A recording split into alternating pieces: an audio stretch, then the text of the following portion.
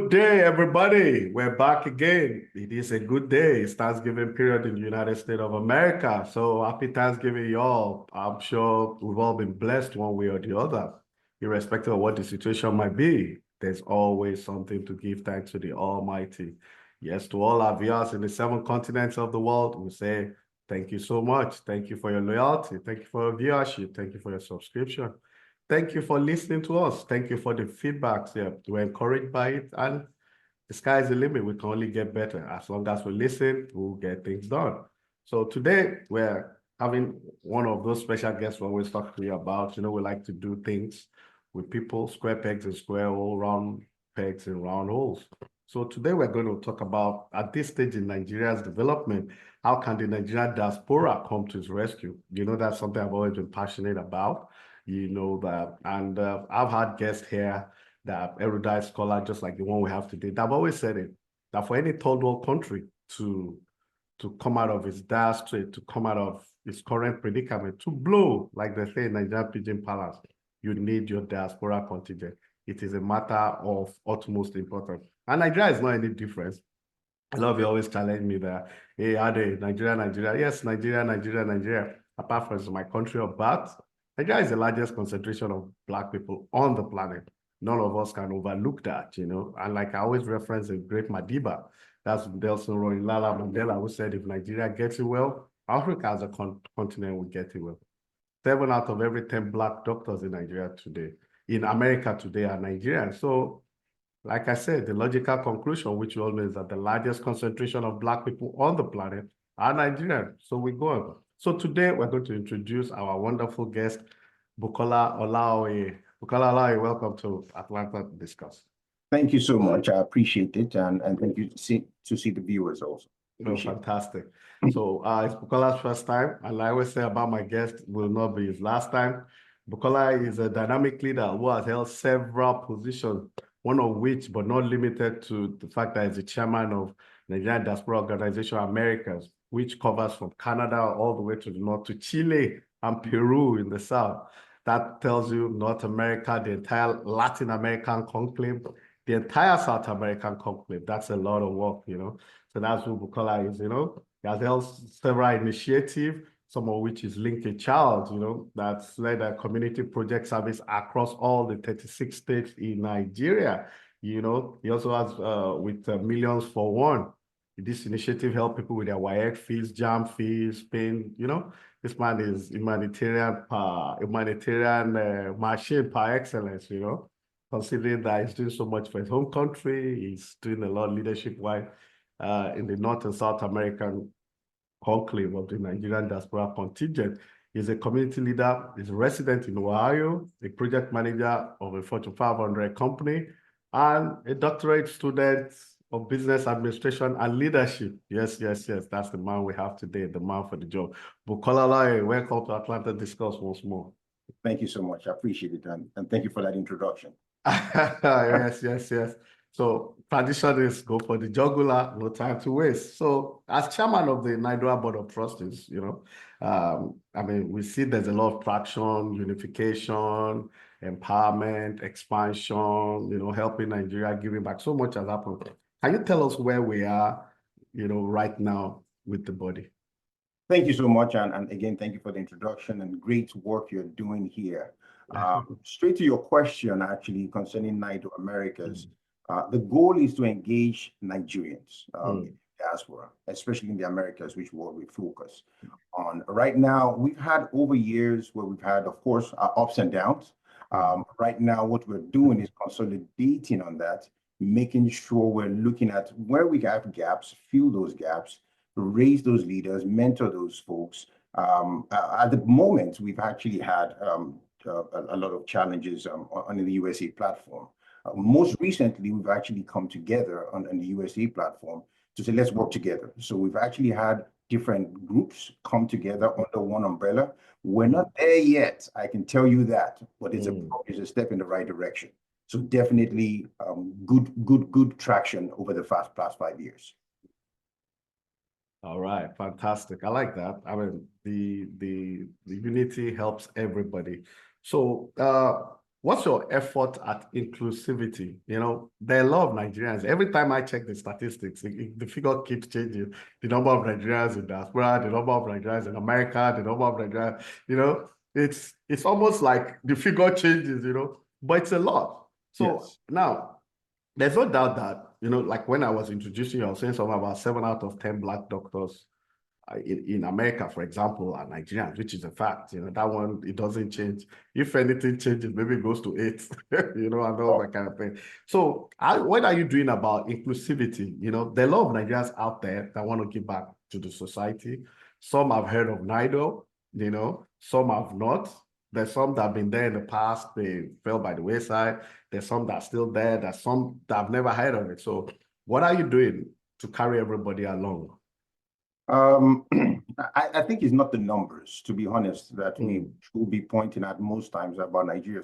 Nigeria is the largest Black population in the world, so we have the numbers already. So that's not the concern. I think the bigger picture, from my perspective, is what impact are we making, right? Not just the numbers. So how can we pull those numbers into impact everywhere we go? In NIDO, we have people of different tribes, religions, faith, thoughts, education. So how do we all come together in our diversity to actually work together?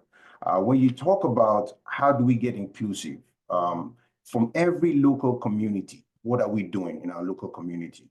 How can we bring that all together? Not just in a big way, but in those little small ways, how can we make that work? Now, we have a lot of organizations, a lot of community groups, a lot of indigenous groups of Nigerians everywhere. How can we ensure that we are working together? A lot of Nigerians actually sometimes don't want to even identify with Nigeria. That's a challenge. So what are we trying to do? Making sure that whatever you bring to the table, we're able to work with it. We're able to amplify what we're doing from one locality to one state, from one chapter to one place. So yes, the biggest thing we want to do is make sure everyone, number one, is proud of what we do by creating that impact. Number two, we can't fix Nigeria overnight. It's all known. We know that. However, what am I bringing to the table? What am I doing for my country rather than what is the country doing for me is our next step of making sure everyone is inclusive, if that answers this. Fantastic. Do you think tribe, religion, ethnicity, do you think it's part of the obstacles you might be having at the moment? It will always be. It's a very diverse country, right? A very diverse country, different dialects, 774 local governments at the last check I had. It will always come to play. However, I'm sure China probably has a little bit more than that, and it's working. So we can even do better. How do we? I think the biggest thing in Nigeria, and sorry to jump into that in case you have it. No, it's okay. I mean, it's a discussion. It's leadership. Leadership is as simple as that. Is leadership. Are the leaders ready to sacrifice? Are the leaders ready to bring in their best? Are the leaders not looking for self-gratuity? Once the leadership gap is filled, Nigerians will actually jump on it, and I think that's the biggest gap we can fill. What can I do? What can you do to make sure we can fill this leadership gap? That's what you're doing here today. Yeah. So you agree that Nigeria problem majorly is failure of leadership, right? It lies and stops with leadership, yes. Leadership, okay, fantastic. So you're a leader, you're chairman board of trustees of NIDO, for example. What are you doing differently from the past leaders, you know, considering that you're laying so much emphasis on leadership? It's not really what a grandiose idea that I have different from everybody. Just do the job. That's it. That's easy leadership. Just do the job the right way. That is it. Now, as a leader also, there will be diverse opinions. It's not always my way. So leadership is actually understanding that there are some times it will not be your way. What can you do to bring these diverse opinions together and forge ahead? Unification as an example, not every element in that is 100%. But as a leader, what you need to do is open your hands and say, listen, let's work together. We'll give and take, and we move ahead. That is leadership. How can we make sure there's equity on the table, everyone has a voice, and everyone is part of the game? Fantastic. Equity, justice, and fair play. So you have so many chapters, Canada, America, Brazil, still expanding and all that. Is there one template fits all for each chapter, or you expect that the chapter leaders should be dynamic in lieu of whatever level of diversity or peculiar problems they have? When I talk about leadership, so point in case, next month we actually have a leadership event that is coming up. We have all chapters, all groups, all country leaders come together under the same umbrella where we actually talk about leadership and how we work. There is no one way fits all, because every location actually has their own different jurisdiction. However, there is a template under the bylaws which we follow, right? And there is the goals, the missions, and the vision of the organization which you try to achieve. Canada actually has something different where they're doing mentorship of young people. Brazil has a different way where they're reaching out to social cultural environment. The USA has a different way where so every group has a different way of attracting this. But the most important thing is that we're working towards the mission and vision of the organization, actually to make Nigeria the limelight. That's it. Fantastic. Good job. Well, let me put it this way. Part of your program is to create more chapters. Is that still a focal point?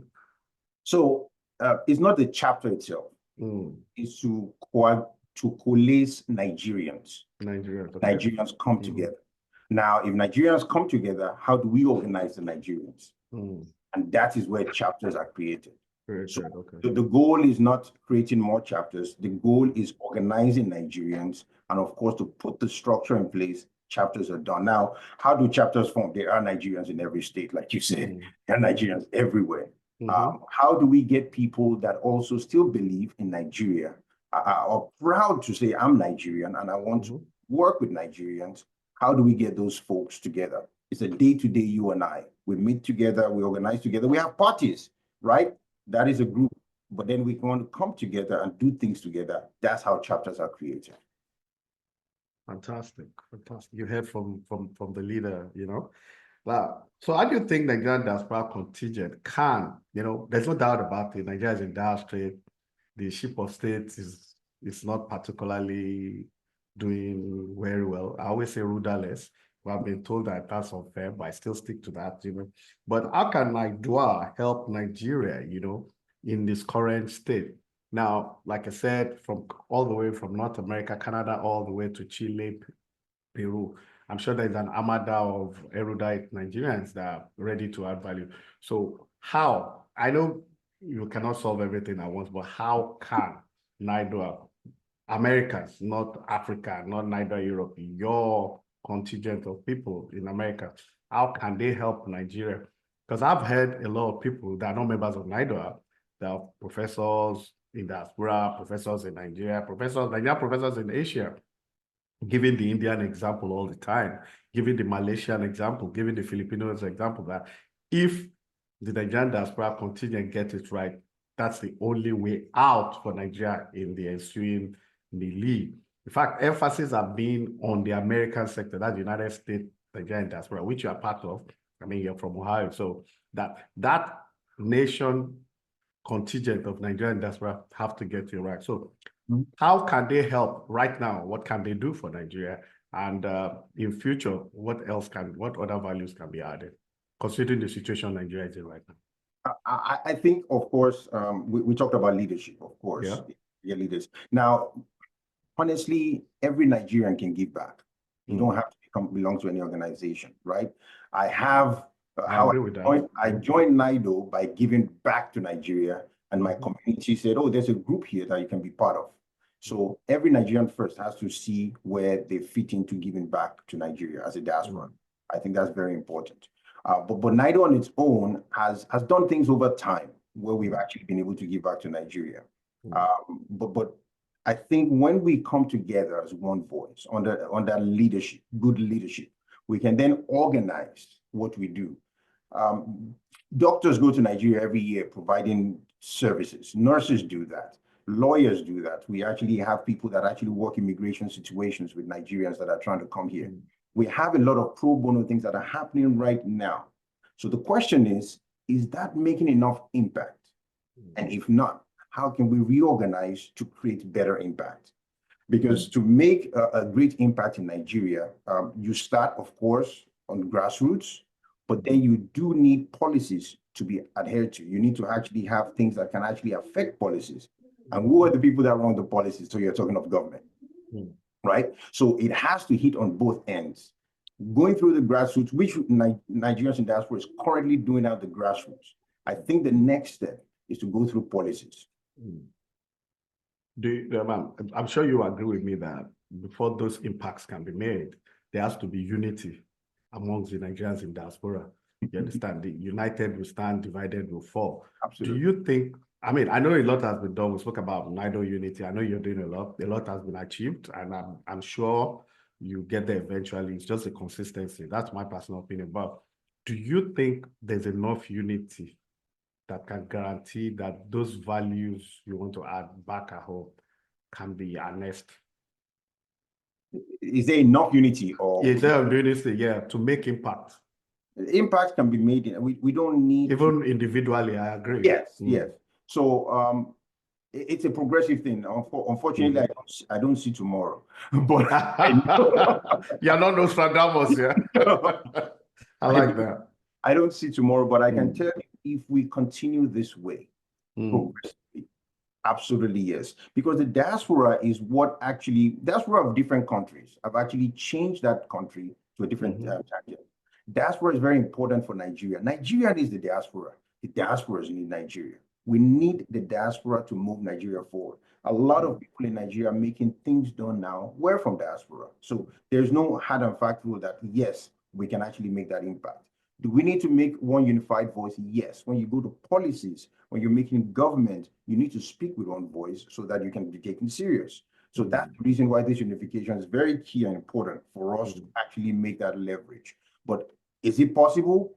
100% yes. Oh, it is. It is. It is. That's why I was talking about inclusion, because I see a lot of extremely qualified Nigerians out there trying to don't know how to do, don't know when to do, don't know who to talk to. You understand? That's why I asked, how can it be inclusive? You know, I mean, because I'm sure that considering the population of Nigerians we have in diaspora, you know, NIDO does not have 30% or 40% of all those people. I'm sure it will get there sometime in the future, but that's why you need to bring in.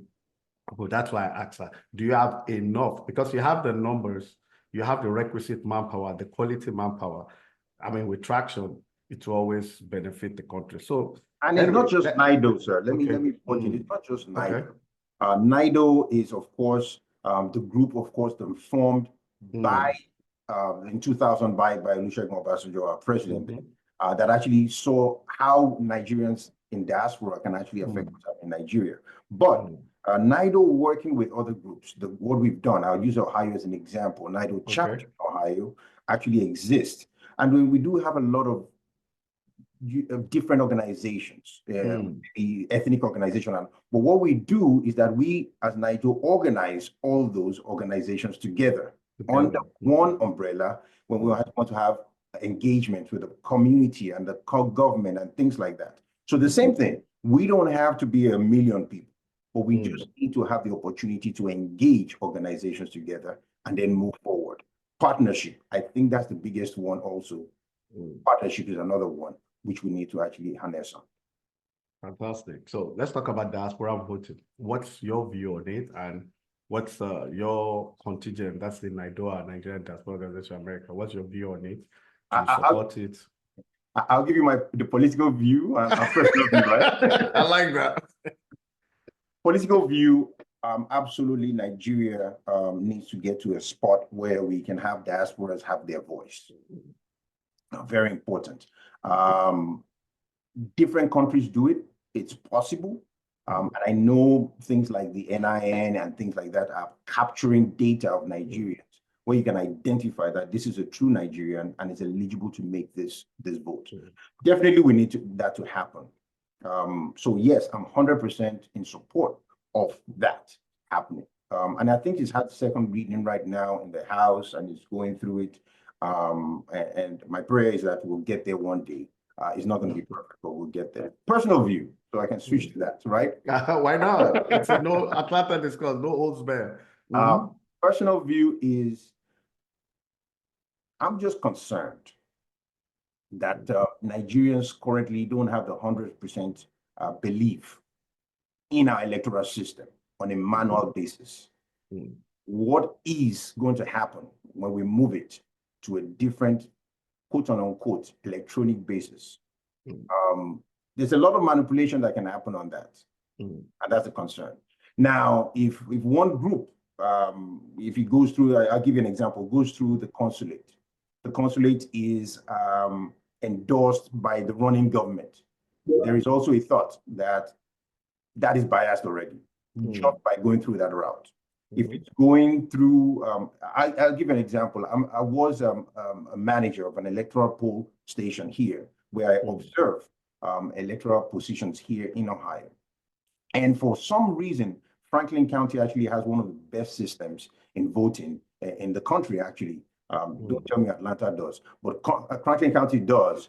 And what they have done over time, as secure as that system is, simple. You vote electronically, but transmission of results don't go on Wi-Fi. Transmission of results don't go on the World Wide Web. Why? They don't believe that it's going to be pure.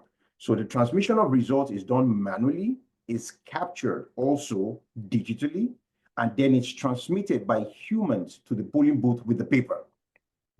So there's check and balance at every point to make sure it happens. My concern on diaspora voting is how are the results transmitted. That is a big gap that needs to be filled. Yeah, but the last election, I'm sure you agree with me that in the past, in Nigeria, our elections were free but never fair. Now they are not free, they are not fair. It's common knowledge. We don't have to be diplomatic about that. And also the last presidential election, I'm sure you know that out of I think the money appropriated for it was about 250 billion thereabout. Then when you look at money that came from the European Union, America, and other bodies, you can say there was a cool 400 billion naira or thereabout. Now, more than half of that money went to technology, you know. I'm talking Beavers, IREV, and all that. So meaning that, I mean, even INEC told us that when you vote, that whatever is written down on paper has to be pictured and posted on the IREV. And when they are collating, what has been posted on the IREV, which is in real time, supersedes that of what is on paper. You know, so technologically Nigeria is there, but we're not implementing what is on what the technology is doing. You understand? We saw what happened in the recent Edo election. So I agree with you. The system helps, but I think based on what you said, it's leadership and transparency, not technology. We have it. India, 1.4 billion people, you know, more populated than China. They vote in India on Tuesday. By Wednesday, everybody knows who is the winner, you know. Recently in America too, it didn't take up to. So I don't know why do you think it's so hard for us? I like what you said about transparency, election, but why is it so hard for us? Because we have not even started diaspora voting. I'm sure if we do, the election results in America might not be a problem. But when you're talking about those voting in Gabon, Nigeria voting in Gabon, Nigeria voting in Rwanda, Nigeria voting in Seychelles, Benin Republic, or, you know, they will tell you 50,000 people voted, 50,000 Nigerians voted from Bangladesh. I think that's where the problem really is, you know. Can we, is there any way we can overcome that? I don't think, and I think it's important that Nigeria moves to the technological side. So it's very important to catch up. I said we have it, we're not implementing it. Yes, yes.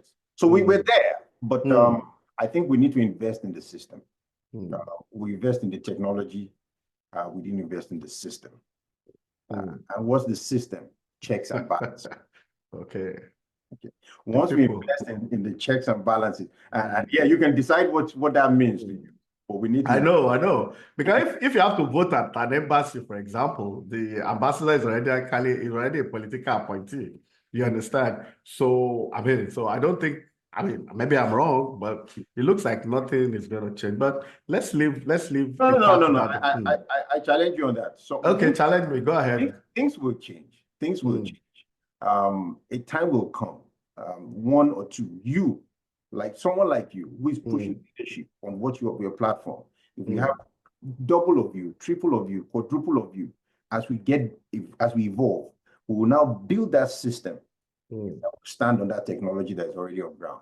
Hopefully the technology has not been compromised, but yes, we can make it work. Well, I mean, I'm not a Nigerian pessimist, in as much as I'm not. I'm very optimistic that something will give eventually. I don't know what it is, but I think it will change. However, what I'm trying to say is that in as much as we blame leadership so many times, sometimes we, the people, are part of the problem, I mean, somebody was saying something recently about bad governance in the state, and people from the tribe of the governor are living when your own brother was there. Did they do, you understand? So that narrow parochial state of mind might just be a major battle. That's why I said, let's leave the things that don't work. Let's go to the things that are working, I mean, one of the reasons why I do what I do is that I believe something will give eventually.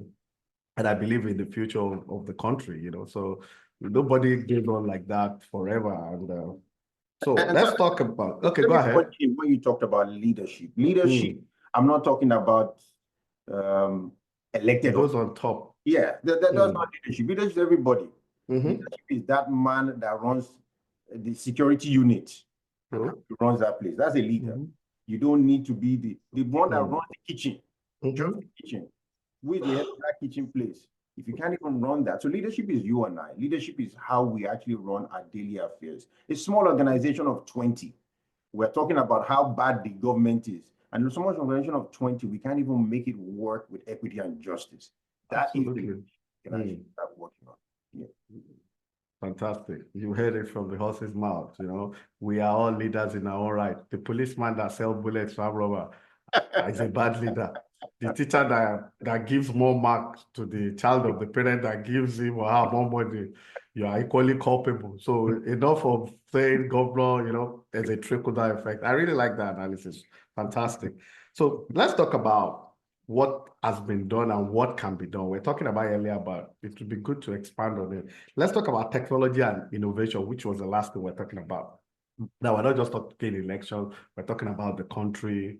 I've sat down with pilots for different airlines. I like talking to pilots. They complain about they want to land in Nigeria. That it's actually easier to land in Ofeboye Airport in Abidjan, Kaduna Gantiri Airport in Cotonou compared to Lagos. That the technology is not the same. There's always issues and all that.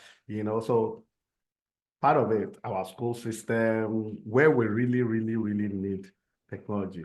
What can we do in that regard? Diaspora input, for example. That's where I can do a lot. Like I mentioned about the system, what I think we're doing in Nigeria, which is great, is that we're building technology. The challenge is that if we don't build system at the rate we're building technology, that the technology is going to collapse. So I think that's the bigger part. There's a lot of things that Nigeria does that is high technology. Even the chip on the card, on the ATM card. I've seen it in Nigeria before I saw it in America. Right? America just converted a few years ago. Nigeria has been using that since inception. And that's because of the anti-theft and all the great enhancements that come with it. So I think vice versa. We should build systems and then build technology on top. But it's okay. Either one that we start with is okay.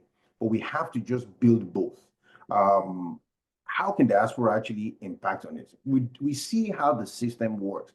I don't think technology is really a problem in Nigeria. Nigeria actually does have access to technology. I may be wrong in maybe some rural areas, maybe some not wide enough. But if you want to touch on it, there is a lot. I mean, all this space stack, full flutter wave, all this innovation, they came from Nigeria, right? We have the brain, we have the people, we have the access.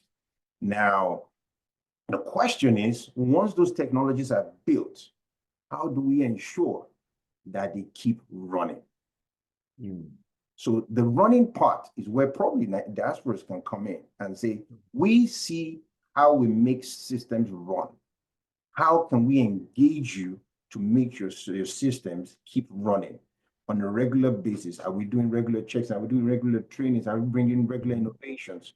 Are we ensuring that when you did this technology in 2020, you didn't stop there, but you have brought a 2024 version of it to update what you did in 2020? That is how diaspora can actually help to make sure that happens. Fantastic. Atlanta is a discussion, so sometimes we also have an opinion on this thing. So now, I've observed that Chinese students that come to America, Iranian students that come to America, those two are a very good example of what I want to say. They come, they go to Harvard, Morehouse, Yale, Princeton, or what, and do all that. They come top of their class, get fantastic grades. They stay back in America, work 2, 3, 4, plus 5 years. Now they go back to Iran, go back to India, even China, and everything they've learned, they put it back in their system. And you can see today that China technologically advanced, even Iran, despite all the sanctions, missiles, ballistic missiles, even their refining capacity, despite all the sanctions, has not dropped, So now in the case of Nigeria, all these are kids that are going to Canada to study, that are coming to America to study, Brazil, Europe, they don't have the penchant to go back to Nigeria to transfer that knowledge like the Iranians, like the Chinese, or possibly even the Indians. What's the difference? Why is it so? Because if we have to develop technologically, it's probably not going to be me and you that will do the, I think it's more of the younger element now who are more innovative in lieu of, for obvious reasons. Why is it so hard for them to go back? Or is there anything we can do as Diaspora to encourage them to go back? Honestly, Nigerians have always been going back in the past. What has happened that stopped should be the question. Because this was also what has stopped? What stopped them? Well,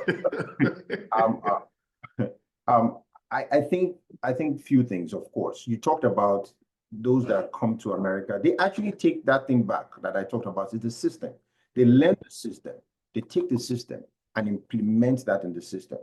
However, for you to implement a system into an existing system, the existing system must be open to receive your system, right?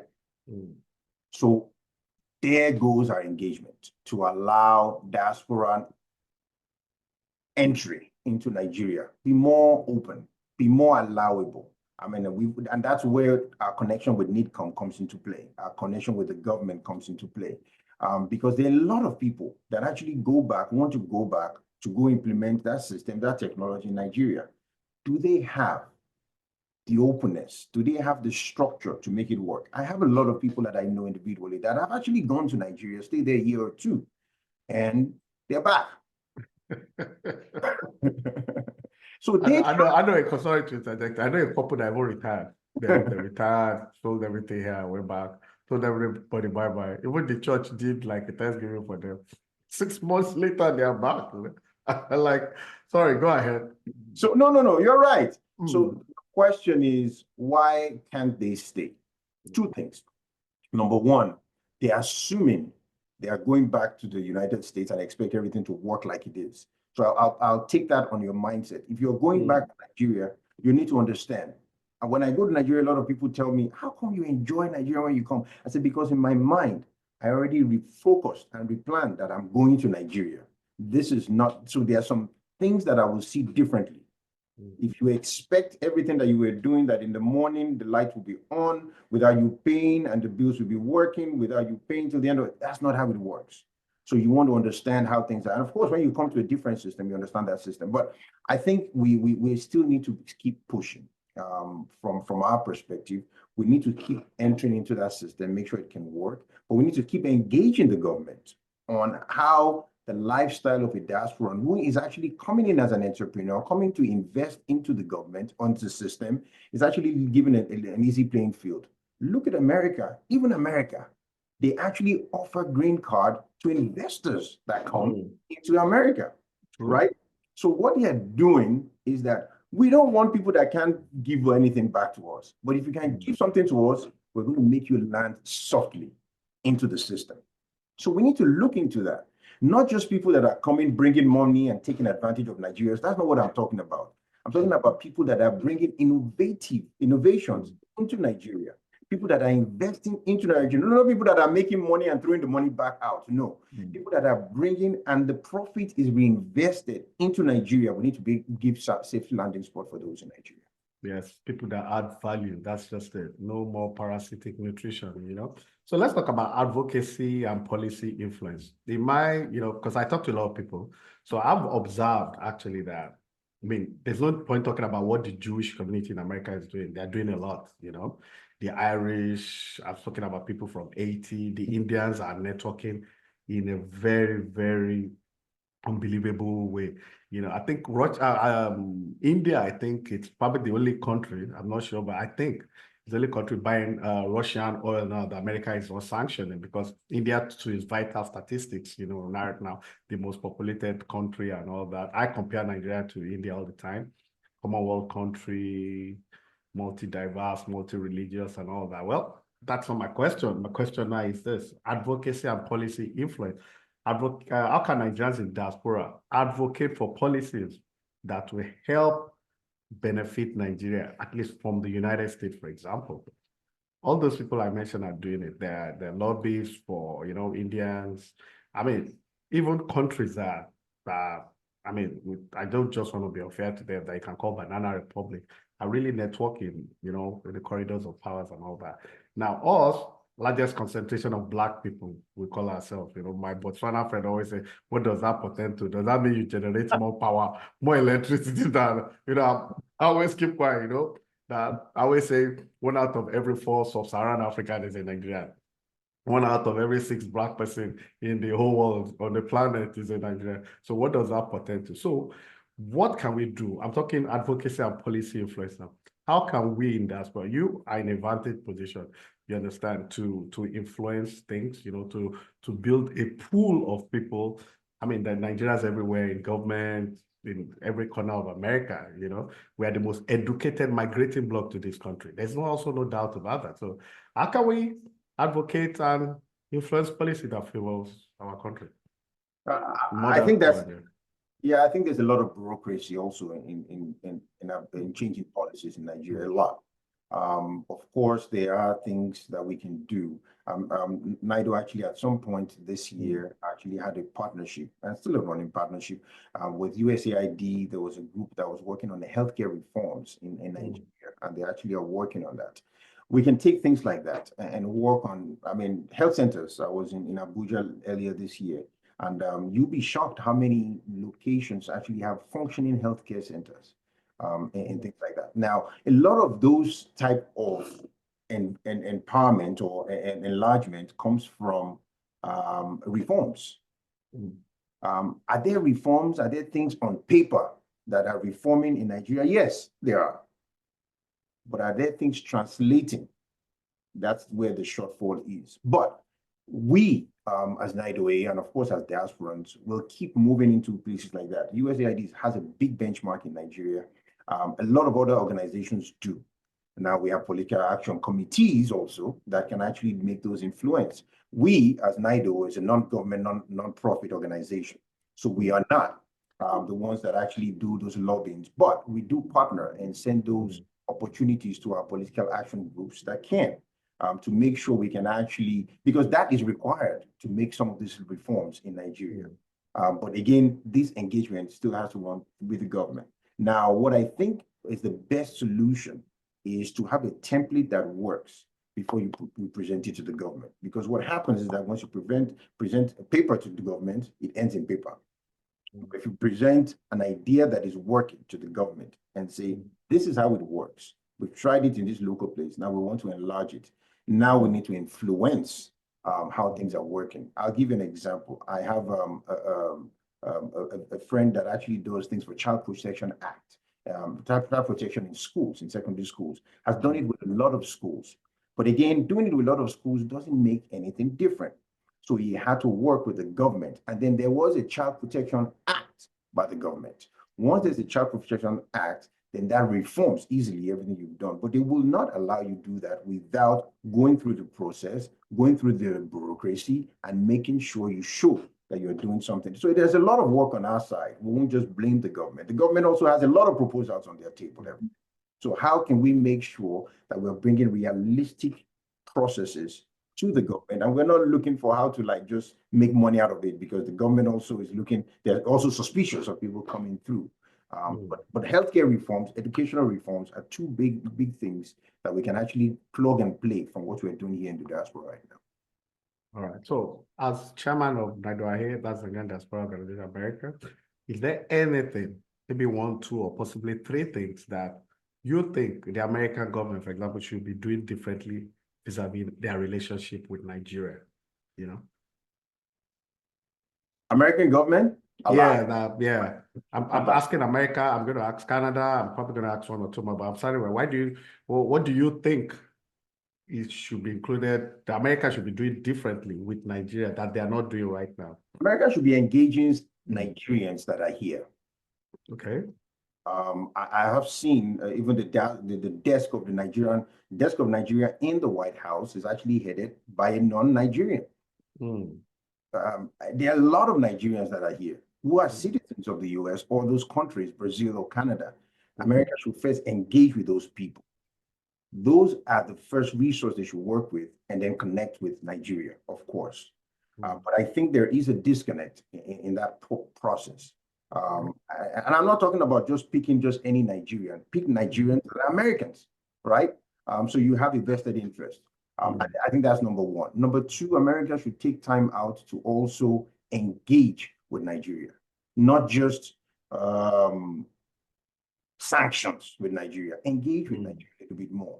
And I know it's vice versa, two-way street. Nigeria also needs to engage with America, but America should proactively engage with Nigeria, not just engage from a large scope. Nigeria, how does America engage Nigeria in election series? Send a couple of people from the Congress, tell them to go and observe, and then come back and have a report. Now they should do a little bit more. Get Nigerians that are here, that can go there, that actually go there. Let them go. Get Nigerians that are there, that are actually on ground, that are Americans, that are in Nigeria. If you want to make it more secure, you have embassies there. Engage those people. You know, I can say one or two representatives to go see it. But if you keep doing the paperwork back and forth, you get the same result. Interesting. I mean, you don't live in Canada. I was going to ask also, you know, what should the Canadian do different? But I think that answers covered. I mean, yes. the Nigerians in Brazil should be the one representing Brazil, you know, when they want to. I mean, you should consult them. They know the grounds, they know the terrain, whatever. So I think that suffices, you know, that works, you know. Now let's talk about NiCoM. You know, I mean, you said so much.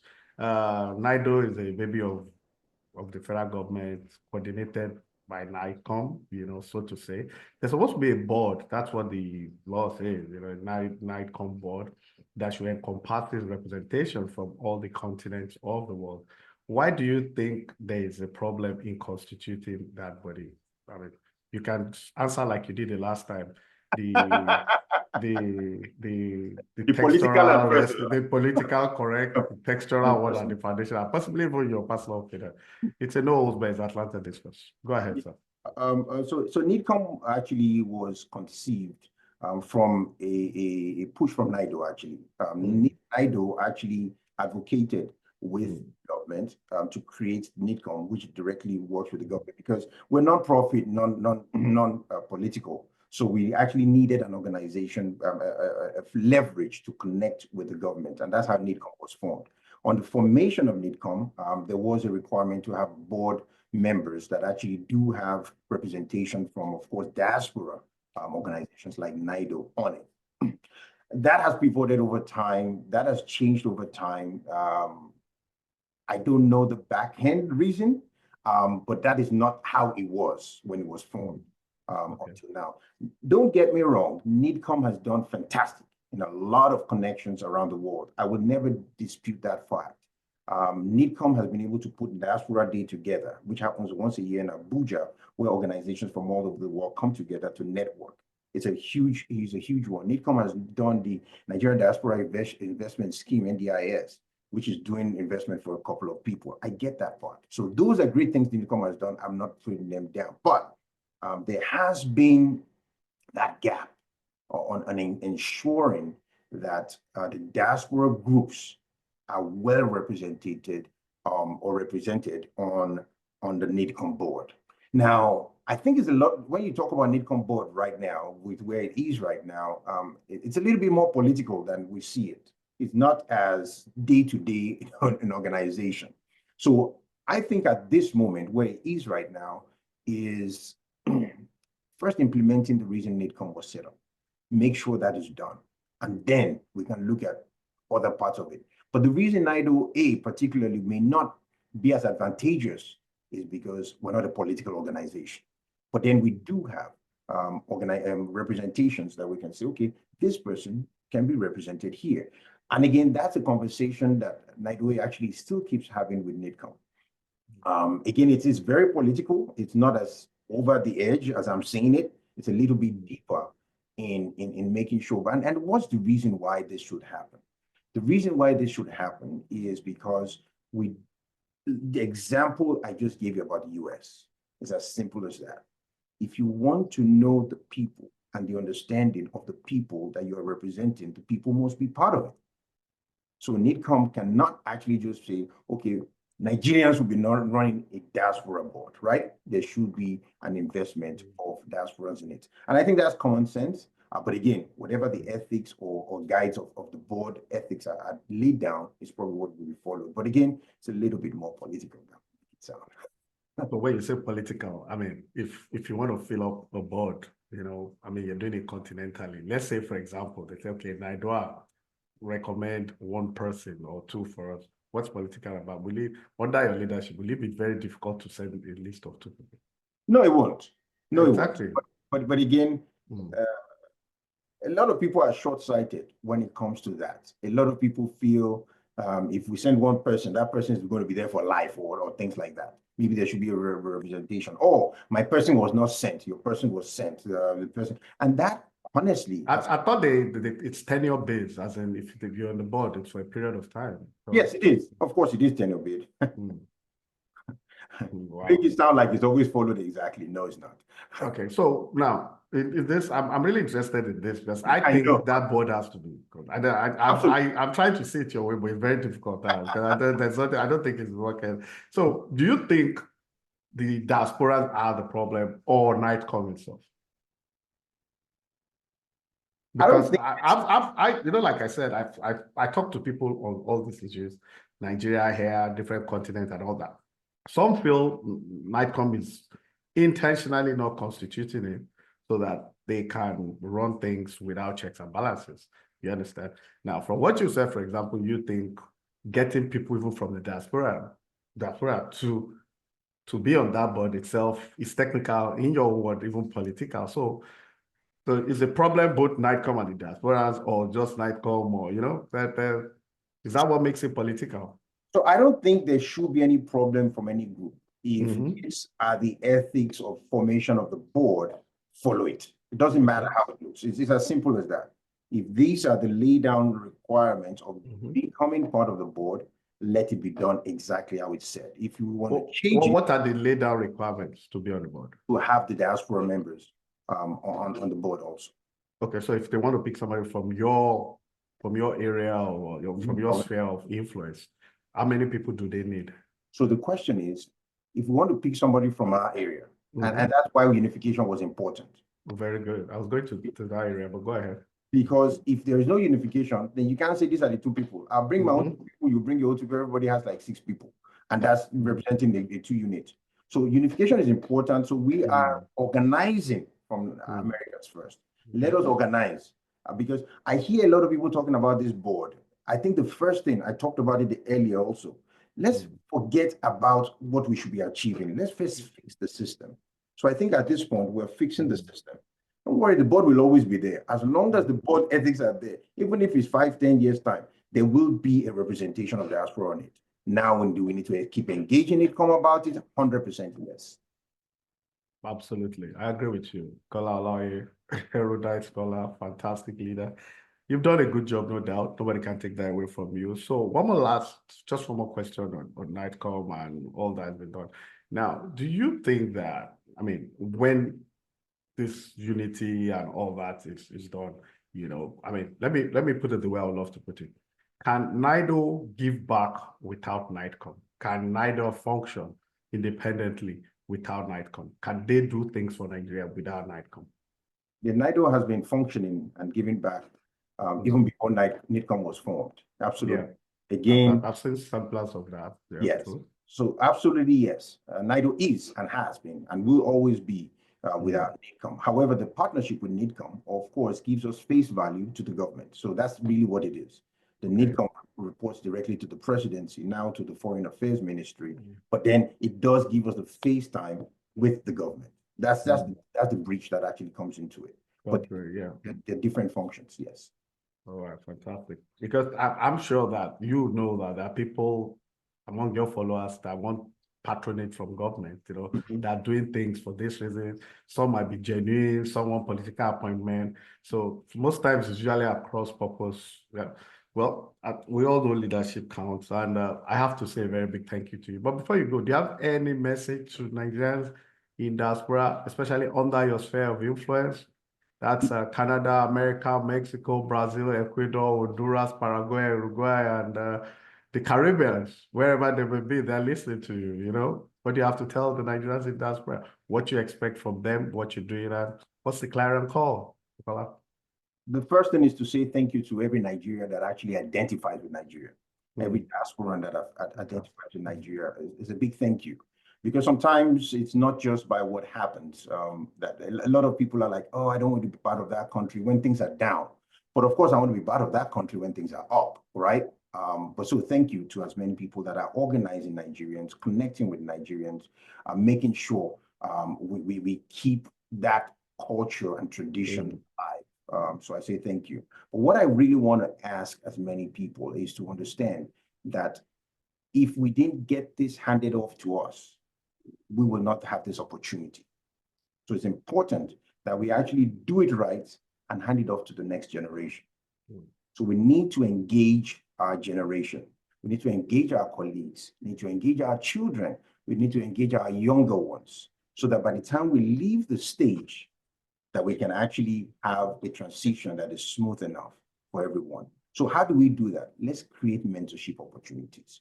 Let's create opportunities for younger ones to come be leaders. Let's make sure we are great mentors also so that they can see that they can join us. Let's encourage our children, our families to also visit Nigeria. Let's also teach the language. Let's make sure we make NIDO is actually looking into that, in which Brazil is doing it right now, teaching Nigerian languages. How can we do it in USA? How can we do it in Canada? How can we make sure our culture and tradition is loved by, number one, our people, and then number two, the community. Once we do that and come together, we definitely can have a stronger diaspora. Fantastic. Thank you so much, Bukola Olaoye. You've said it all. It's a trickle-down effect. Leadership is not chairman, it's not president, it's not governor. Everybody has a role to play, If you don't do what you're supposed to do as a father, you have abdicated responsibility. And errant mother, you are equally a culprit, We have to emancipate, we have to do a lot. We have to propagate the Nigerian gospel positively. It's enough of all this, we are corrupt by this. There are Nigerians everywhere in the world doing extraordinary things. There is actually no country in the world you don't have a Nigerian. There's actually no country in the world you don't have a Nigerian doing a good thing to benefit the scientific development of that country, the educational development of that country. I'm sure you know, even in Ukraine, the Chernobyl plant that blew up some years back, the number 2 man there was a Nigerian way back there. So enough of this. There's a clarion call. Bukola Olaoye is the chairman, Nigerian Diaspora Organization, Americas. So if you're in Chile, if you're in Peru, if you're in Jamaica, reach out to him, man. There's NIDOA website to share it. You see it on the screen. So just get in touch. Nigeria cannot go on like this. Sometimes it gets very embarrassing considering the quality of manpower, the requisite manpower that is available to us. So Bukola, thank you for all you're doing. You're not just the leader that says it, you've been walking the talk. I follow you, don't worry. I follow everything you're doing. Trust me on that. I mean, if it's bad, I'll say it. If it's not good, I'll say it. So, but for me to call you here, I think you've done very well. And the sky is the limit. So we're going to support you in any way possible where you have our word. What we are doing is our own quota. You understand? That's our own quota. Yeah, propagating the Nigerian gospel, in the proper way. Even if we say Nigeria is bad in this, it doesn't mean we don't believe in Nigeria. It's just that we want it to be done correctly. For us, first and foremost, our elections have to be free and fair. It's just a major fundamental. The people should elect the leaders of their choice, irrespective of tribe, creed, or religion. So it's a wrap there. Bukola, thank you once again. I'm sure we'll bring you back in the future to talk about other things, probably, you know, but today it's NIDO and the future of Nigeria. Bukola is a scholar too, you know, very vast. So thank you. It's a wrap. Bye, everybody. Have a good day. You too, yeah.